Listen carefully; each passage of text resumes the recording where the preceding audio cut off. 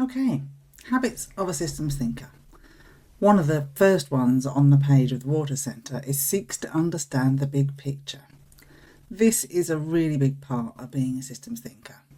We need to see the bigger picture. We need to also remember that it's not all about the bigger picture. We need to be able to see the forest and the trees. So flipping the card over, seeks to understand the bigger picture. A systems thinker focuses on the forest as well as the details of any tree.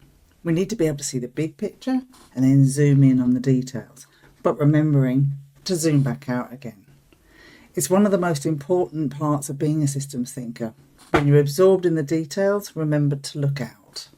See what else is going on. Has the situation changed? Are there more people involved? Are there more elements, interconnections? Is there more going on? Is it changed? Has the situation changed? Have you had any learning that changes the situation or changes your approach?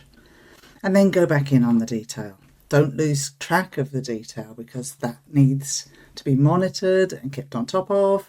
But it's that zooming in, zooming out.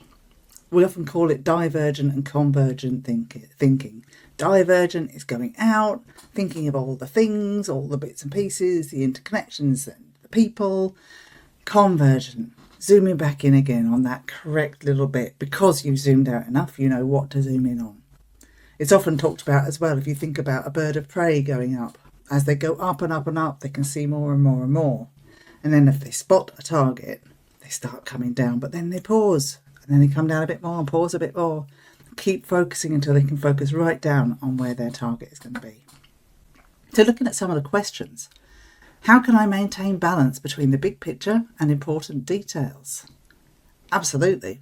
Needing to switch back between the two becomes a bit of a habit. You get to the point of understanding it's a kind of rhythm of zooming in, zooming out. It's remembering to check back with yourself. If you're on the details, check back. Have you looked at the bigger picture? When you're on the bigger picture, have you checked in on those details? Have they changed at all? Getting that balance right so you don't get lost in the details or distracted by the chaos that's going on. What time frame should be considered as I view the system? And this is another aspect. Time changes things. It might be a few minutes, it might be years. It might be that change is happening very slowly, like I said, in a few years, or it could be happening really, really quickly. So what's the kind of time frame here for your zooming in and zooming out?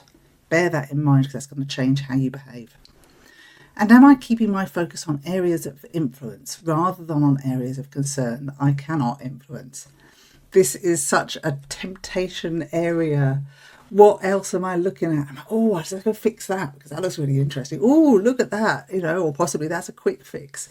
But it's a temptation.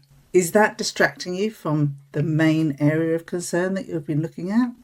What can you influence? What can you change? It's all very interesting thinking of this particular problematic area, but if there's nothing you can do about it, there's no point thinking about it. Just put that aside, park that until such time as you can tackle it another time. Sometimes in meetings and facilitation with workshops, on the whiteboard, you can put just a little corner, call it the parking lot. Okay, that's stuff that we will look at or we've heard. It's really important that stakeholders hear that you've heard them. And if they complain about something else, let's put it in the parking lot. Is that something you can influence? Is that something you can fix? If not, leave it. Leave it for now. Maybe come back to it and find out more. So, seeks to understand the big picture. One of the main features of being a systems thinker.